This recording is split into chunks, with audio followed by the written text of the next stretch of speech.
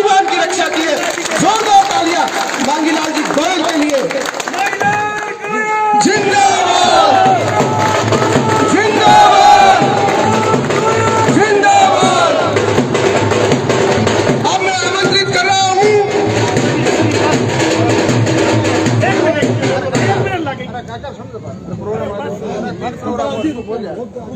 चंपालाल जी, डाल दो। चंपालाल जी सभी पार्षदों का माल्यार्पण अभिनंदन करें, डाल दो। अब हमारे लोकप्रिय नेता श्रीमान संजीव बेनीवाल साहब को आमंत्रित कर रहा हूं जोरदार तालियों के साथ। संजीव बेनीवाल, संजीव बेनीवाल, संजीव बेनीवाल।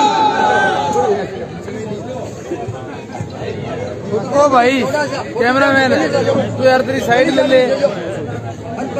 इन्ने जाओ इल्ले पास जाके पावे, इन्ने जाओ इल्ले पास जाके पावे। आज के इस कार्यक्रम में मंच पर विराजमान आदरणीय मंडल अध्यक्ष जी, नेता प्रतिपक्ष मांगीलाल जी, दयानंद जी और सभी सम्मानित हमारे पधारे हुए पार्षदगण, नेतागण, सम्मानित पदाधिकारीगण, सम्मानित मंच, आदरणीय बुजुर्गों, नौजवान साथियों, दोस्तों, मित्रों, प्रेस के मेरे साथियों और कार्यकर्ता बंधुओं और मातृशक्ति। वैसे तो मेरे से पूर्व वक्ताओं ने, स्वाति जी ने और उसके बाद दयानंद जी ने, चंपालाल जी ने आपको विस्तार से इतनी बातें इस चुनाव के बारे में और भादरा के हालात के बारे में बता दी कि वैसे लंबा चौड़ा कोई बोलने के लिए कुछ अध्याय इन्होंने मेरे लिए छोड़ा नहीं है। बात तो सारी क्यों मारे, वो शंकर बैठे गल हैं, वो माइक लेके जुट जाए, कोई विषय ही कौन छोड़ा है। तो मैं कई बार कह करूँ बेटा वो बेटी का बापो मैं एक आधो विषय तो छोड़ दे करो बोलन भी, तो वो जोटो मारा कई बार शंकर महाराज ने दयानंद मार दिया और चंपालाल जी आ बेटी स्वाति तो देखो बहुत ही सार गर्भित भाषण दिए, बहुत बहुत बधाई। साथियों, सबसे पहले तो मैं बाएं वाला परिवार का व्यापार मंडल के पूर्व अध्यक्ष चंपालाल जी के देखरेख में, इनके मार्गदर्शन में बाएं वाला परिवार ने एक बहुत ही सुंदर सम्मान समारोह का आयोजन किया। आप सबको यहाँ बुला करके मुझे आपसे रूबरू होने का मौका दिया, आपका आशीर्वाद प्राप्त करने का मौका दिया। इसके लिए मैं समस्त बाएं वाला परिवार को, चंपालाल जी को और इनका जो सहयोग किया सबने मिलकर के, सभी व्यापारी बंधुओं का, नागरिकों का, आप सबका तहे दिल से बहुत बहुत आभार प्रकट करता हूं, बहुत बहुत आपको धन्यवाद देता हूं। 25 नवंबर को राजस्थान की सबसे बड़ी पंचायत में आपको अपना नुमाइंदा चुन करके भेजना है और वोट के जरिए आपको 16वीं विधानसभा में और बनने वाली सरकार में अपनी भागीदारी डालनी। वोट की अपील जो अभी की गई और लगभग पार्षदगण ने, हमारे पदाधिकारीगण ने, आप सब ने अपने अपने वार्ड से जिताने का आह्वान किया। ये तब संभव हो पाएगा कि अकेला पार्षद नहीं, अकेला संजीव नहीं, अकेला कोई पदाधिकारी नहीं, बल्कि एक एक मतदाता, एक एक कार्यकर्ता खुद संजीव बेनीवाल बन के यदि आप इस चुनाव को लड़ोगे तो जो कंपटीशन आपने एक तरह से पेश किया है उसको आप पूरा कर पाओगे। तो मैं इसलिए निवेदन करता हूं कि आने वाली 25 तारीख के चुनाव, नवंबर के चुनाव के लिए एक एक कार्यकर्ता अपने आप को संजीव बेनीवाल मान करके गांव गांव, ढाणी ढाणी, शहर शहर, वार्ड वार्ड कमल के फूल के निशान को लेकर के आदरणीय मोदी जी के संदेश को पहुंचाने का काम करें, ताकि भारतीय जनता पार्टी रिकॉर्ड वोटों से यहां से जीत करके जा सके। जहां तक उम्मीदवारी का सवाल है, आप लोगों की भावनाओं को, आप लोगों के विचारों को और आपका जो भारी आशीर्वाद मेरे प्रति बना रहा, आपका प्रेम और प्यार जो मेरे प्रति बना रहा, उसको देख करके पार्टी आला कमान ने मेरे जैसे कार्यकर्ता को एक बार फिर से भारतीय जनता पार्टी का उम्मीदवार बना करके आपके बीच में भेजा है। और आज मैं आप सबसे अपना आशीर्वाद, सहयोग और समर्थन मांगने के लिए एक बार फिर आपके बीच में हाजिर हुआ हूं। चुनाव आते जाते रहते हैं। पिछले 5 साल के भारतीय जनता पार्टी के शासन में आदरणीय वसुंधरा राजे जी के नेतृत्व में राजस्थान में अच्छा काम किया गया, विकास के नए आयाम स्थापित किए गए और भादरा विधानसभा क्षेत्र में भी आपने और हमने मिलकर के एक अच्छा शासन प्रशासन देने का काम किया, विकास के भी काम करवाए। बदलाव होता है, परिवर्तन होता है, डेमोक्रेसी में बदलाव होते रहते हैं, लेकिन बदलाव जिन मुद्दों को लेकर के किया गया, मैं राजस्थान के परिप्रेक्ष्य में ज्यादा इसलिए नहीं जाना चाहूंगा कि कांग्रेस की सरकार ने, कांग्रेस के नेताओं ने, इनके तत्कालीन राष्ट्रीय अध्यक्ष आदरणीय राहुल गांधी जी ने किस तरह से जो है किसान के साथ, बेरोजगार नौजवान के साथ किस तरह से वादा खिलाफी करने का काम किया है, ये पूरे प्रदेश की जनता जानती है। यदि मैं कांग्रेस की और इसकी ज्यादा बात लंबी चौड़ी हम बताएंगे तो थारा मुई कोई साथी कह दे वो यार किसी कांग्रेस है, कांग्रेस ने तो कांग्रेस खुद मार दी और रही से ही कसर काट दी, कामरेड कांग्रेस ने तो भादरा में तो ले बैठे, कांग्रेस है ही कोई मुकाबला में खड़ी, नजर को नहीं आ रही, तो तू कांग्रेस खातर क्यों टाइम खराब करे थे, आप बात कहते हो दादा। स्थिति ऐसी है, लेकिन मैं आपसे अनुरोध करना चाहूंगा, हमें राजनीय आवाज चाहिए। इस तरह के नारे दे करके और किसानों को प्रधानमंत्री फसल बीमा योजना के नाम पर, उसका लाभ दिलाने के नाम पर उनको भ्रमित करके यहाँ के लाल झंडे वाले जनप्रतिनिधि ने जिस तरह से यहाँ की सत्ता हथियाने का काम किया, वो आपसे छुपा हुआ नहीं है। लेकिन 5 साल में हालात किस तरह के बने, 1952 से लेकर के आज तक का इतिहास इस बात का साक्षी है कि जिन जिन लोगों ने इस क्षेत्र की नुमाइंदगी की, उनका पहला प्रयास ये रहा, विकास किसी से कम या ज्यादा हो गया होगा, काम किसी का कम या ज्यादा हो गया होगा, लेकिन पहला प्रयास ये रहा कि भादरा तहसील में भाईचारा बना रहना चाहिए, भादरा तहसील में सांप्रदायिक सौहार्द बना रहना चाहिए, अच्छा हमारा सामाजिक सिस्टम बना रहना चाहिए।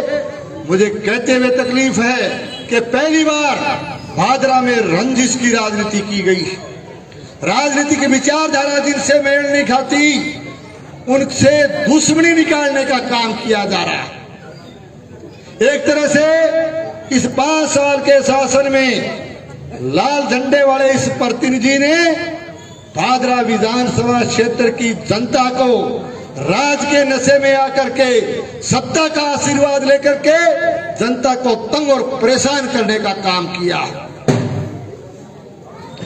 किस तरह के हालात भादरा के बने हुए हैं, किस तरह की दुर्गति, न केवल ग्रामीण क्षेत्र में शहर के हालात आप देखिए, किस तरह शहर के हालात खराब हुए हैं, भादरा के नगरपालिका के हालात कितने बदतर हुए हैं। नगरपालिका में किसी काम के लिए कोई व्यक्ति यदि जाता है, साधारण सर्टिफिकेट के लिए जाता है, तो भी वहां चेयरमैन, क्योंकि चेयरमैन आज हमारे बीच में नहीं है, मैं ज्यादा उस बात पे नहीं जाना चाहूंगा, लेकिन ईओ नगरपालिका प्रशासनिक अधिकारी होता, चेयरपर्सन के साथ साथ प्रशासनिक अधिकारी का न पाया जाना, और जिस काम के लिए व्यक्ति जाता है उसको वहां बड़ी संख्या में एक एक रूम की रखवाली करने वाले दल्ले वहां नजर आते हैं, दलाल नजर आते हैं। इस तरह के हालात नगरपालिका के हैं। भादरा शहर के अंदर जिस तरह से सीवरेज व्यवस्था का सत्यानाश इन लोगों ने किया है, वो आपसे छुपा हुआ नहीं। शहर के अंदर आज गंदगी का आलम, जगह जगह चैम्बर धस रहे हैं, जगह जगह बिल्डिंगें क्षतिग्रस्त हो रही है, जगह जगह गंदा पानी पसरा पड़ा है और जगह जगह बल्कि कचरा और गंदगी का आलम शहर का है। उसके साथ साथ लगातार कई वार्डों को सीवरेज का गंदा मिला हुआ पानी पेयजल के रूप में भी मजबूरन पीना पड़ा है। ऐसी स्थिति इस भादरा शहर और कस्बे की गई। आज हालात बद से बदतर होते जा रहे हैं। कानून और व्यवस्था की स्थिति के नाम पर आपने देखा कि किस तरह का यहाँ शासन प्रशासन इन लोगों के द्वारा दिया गया, किस तरह से राज के नशे में आकर के इन लोगों ने यहाँ गुंडागर्दी की है। चिट्टे जैसे मादक पदार्थ की तस्करी बड़े पैमाने पर सीमावर्ती एरिया में देखने को मिल रही है। युवा वर्ग को नशे की गर्त में धकेला जा रहा है। और दूसरी चीज मैं कहना चाहता हूं कि मैं गांव में जाया करता, गांव में जानता जनसंपर्क अभियान के दौरान तो शाना आदमी बुजुर्ग आदमी यूं तो पूछ लिया करे कि भाई ये झंडा वाली गाड़ी आ गई और आ गई, भाई चुनाव कद को है, क्यों चुनाव की रुचि होया करे होनी भी चाहिए। तो पूछ रहे चुनाव कद को है, छोरो कुकर फिरो। ई बार चुनाव की तारीख कणी को पूछी, हर जगह के आचार संहिता कद ला गई। और रेवड़ को पाली पूछे भाई जी आचार संहिता कद ला गई। ये नया सवाल था और नया सवाल था और नए सवाल का अर्थ भी जो है समझ में भी आ रहा था। और आचार संहिता हटने के बाद में पोल भी चौड़े आ गई। आचार संहिता के नाम पर गुस्सा, क्योंकि मैंने पहली बार देखा है कि यहाँ का चुनाव जनप्रतिनिधि किसी की बात को सुनना नहीं चाहता, अपने आदेश थोपने का काम करता रहता है। कोई आगे से अपनी बात रखता है तो क्षणिक और क्षणिक भी नहीं, लंबा चौड़ा गुस्से का इजहार हर वक्त करता रहता है। क्या ये प्रजातांत्रिक व्यवस्था है? क्या जिन लोगों ने आपको चुन करके भेजा है, क्या आप राजे महाराजे हो? जो जनता एमएलए एमपी बना करके भेजती है, मैं कहना चाहता हूं कि जनता जनार्दन चुने हुए जनप्रतिनिधि के लिए माई बाप होती है, उसका भगवान होती है। आप अपने भगवान का अपमान कर रहे हो, अपने माई बाप का अपमान कर रहे हो। किस तरह से आपने 5 साल तक भादरा विधानसभा क्षेत्र के मतदाताओं का मान और सम्मान में कमी आई है, आपने उनको अपमानित करने का काम किया। आचार संहिता की बात पर बड़ो भारी गुस्सा आए कर तो आचार संहिता, कौन सी आचार संहिता? आचार संहिता जेब में रखता हूं। जाने कोई शोले फिल्म में गब्बर सिंह बोल रहा है। क्या हुआ? आचार संहिता लगी, लागता ही थारी पोल चौड़ा आ गई थे तो कहा नहीं बड़ा छिदम सिंह बन रहा का आचार संहिता के हुए। आचार संहिता लगने के बाद चंदन के तस्कर, नकली डीजल के कारखाने और बड़े बड़े पेट्रोलियम पदार्थों के तस्कर, चिट्टे के तस्कर, दारू के तस्कर, नाजायज हथियारों के तस्कर, लकड़ी के तस्कर, दारू के तस्कर। इससे यह साबित हो गया कि इन लोगों ने भादरा विधानसभा क्षेत्र में तस्करों का राज स्थापित कर दिया, तस्करों का साम्राज्य स्थापित कर दिया।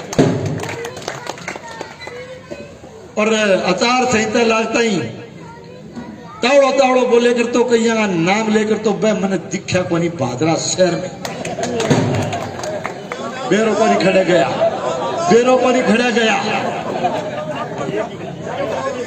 नाम तो बोलो, सारा दिन बोलता रहो, थाने 100 बेरो है और थाने सारो बेरो है। और मैं बोल के बता दूंगा थे मैंने बिना दर्शन ही करा दे एक बार। ये स्थिति है आप लोगों की। मैं कहना चाहता हूं, ये कहते हैं कि तस्करी के बारे में बेबाक कहना चाहते हैं हम कि जिन लोगों ने तस्करी की, जिन लोगों ने यहाँ की कानून व्यवस्था को बिगाड़ा, वो लोग लगातार कई कार्यक्रमों के दौरान स्टेज पर यहाँ के स्थानीय विधायक के बराबर बैठे नजर आए और जय जय लोगों ने गोडे में बिठा के रखा कर तो वह सारा का सारा तस्कर निकला जो इन पूरे के पूरे मामले में सामने आया। मैं तस्वीर देखी होगी, कई यहाँ की फोटो आई है, कई यहाँ की सोशल मीडिया पर फोटो आई है, कई यहाँ की अखबार में फोटो आई है। ये किस तरह के हालात आपने पैदा किए हैं? ऐसे हालात भादरा के क्यों बने? अनुसूचित जाति के लोगों पर पूरे तहसील में जगह जगह राज के नशे में अत्याचार और अन्याय करने का काम इन लोगों ने किया। भादरा तहसील के ये हालात पैदा क्यों हुए? क्यों यहाँ तस्करों का साम्राज्य स्थापित हुआ? क्यों यहाँ की कानून व्यवस्था बिगड़ी? क्यों यहाँ की शहर की सीवरेज व्यवस्था बिगड़ी, नगर पालिका बिगड़ी? क्यों यहाँ की पंचायत राज में चुने हुए जनप्रतिनिधियों को अपमानित होना पड़ा? क्यों पंचायत समिति फेल हुई? ये इसलिए हुआ क्योंकि यहाँ की जनता ने पिछले चुनाव में यहाँ की सत्ता नालायकों के हाथ में सौंप दी, निकम्मे और नकारा लोगों के हाथ में सौंप दी। अभी तो वो बोल रहा हो, दयानंद बोल रहा और साथी बोल रहा हो, अभी जय सोशल मीडिया पर तो बेली थे भी बेली क्या करोगे, तो बेली ने गुस्सो ज्यादा आवे, गुस्सो ज्यादा आवे, मिनट मिनट में गुस्सो आवे। अरे यार, आप जनप्रतिनिधि हो, लोगों की बात को सुनने का मादा रखिए, धैर्य बनाना सीखिए, किस तरह का व्यवहार आप करते हो। अरे इतना गुस्सा, बहुत गुस्सा आवे। मैं ही नहीं कह, आज शंकर ने ना बोली, गुस्सो बहुत करने लगे। दयानंद तेरे कने भी फोन आ जाए, वो शाम तक के तावड़ो तावड़ो बोल रहा ये है, तो मैं तो गयो कि नहीं, गुस्सो बहुत आने रही आजकल, तू ध्यान रखी, तेरे कने फोन आ जाए वो शाम में। अरे सोशल मीडिया पर कोई नौजवान लिख दे, एक बात और नहीं सुनो, सोशल मीडिया पर कोई नौजवान लिख दे, क्योंकि हर व्यक्ति को विचारों की अभिव्यक्ति की स्वतंत्रता का अधिकार संविधान ने दिया। कोई बात लिखे, पोस्ट डाले, शाम नहीं पुलिस को फोन, पुलिस आओगी, फोन कहेंगे पुलिस आओगी, उठा के ले जाएगी, 107 नंबर बंद कर दे, और फिर के कहते हैं वो फलानी फोटो अपलोड कर दी, फलानी कर दी, और भीतर जाए क्या यार तुम्हें विधायक साहब के खिलाफ ना लिखा कर रोड़ो तो वो है तेरे को नहीं आओ, चिंता ना करे। हाँ तेरो तो, अरे मैं तो इतना ही बात कौन बोले, तेरे साथ तो की भाई पटका बसाड़ो ही हो जब चुप करेगा तुम बोले, तेरे साथ ज्यादा करने वो बुढ़ो आदमी नाकरी सोचा सबटा नाकरी गना। गुस्सो बहुत आवे बेली ने, बहुत गुस्सो आवे। अब मेरा तो पड़ोसी हो रहा भाई, 3-2.5-3 किलोमीटर पड़े, ज्यादा गुस्सो अच्छा को नहीं। अरे काल परसों एक बात और देखो, झूठ, माननीय अशोक गहलोत साहब और पायलट साहब की कुर्सी की लड़ाई जब हुई, लड़ाई के बाद में एक राज को बचाने का और एक तरह से जो है उसको बचाने के एहसान के नीचे दब करके इनको पारितोषिक के रूप में इन लोगों को लूट और झूठ का खुला लाइसेंस राजस्थान की सरकार ने जारी कर दिया। और लूट और झूठ की दुकान भादरा तहसील में सबसे बड़ी लूट और झूठ की यदि दुकान है तो वो भादरा के अंदर इन लाल झंडे वालों की झूठ। और झूठ की एक बात और सुनो, मेरे बुजुर्ग बैठे काल पर लिखे में बड़ो भारी लाल पीड़ो हो रहे हो, और के कहे बोले मैं यहाँ कोई, हम वैसे कोई डेली पर आए हुए नहीं हैं, मेरी उससे औकात यूं है। मैं तो औकात की बात ही कौन कर, तू चुनाव लड़े है, औकात बता रहे। बोले वो चौधरी हरदत सिंह जी से हमने यहाँ सन 62 में बताई कि हमने चौधरी हरदत सिंह जी से जमीन खरीदी है, हम वो लोग। मैं कहना चाहूं बेली, तू बावली बात ना करे, कोई फायदा को नहीं। मेरे मामू रामकिशन राव बैठे हैं, बुजुर्ग आदमी में, और भी बुजुर्ग अभी बैठे हो, हमारे भाई जी बैठे हैं, लक्ष्मी चंद जी मेरे जमा पड़ोस में है, सब वालों को नहीं, गाँव पुरानियों जोगी वालों भी मेरे पड़ोस में है, हमारे खेत के सारा खेत लगा, बावली बात जोड़ी को नहीं बरे।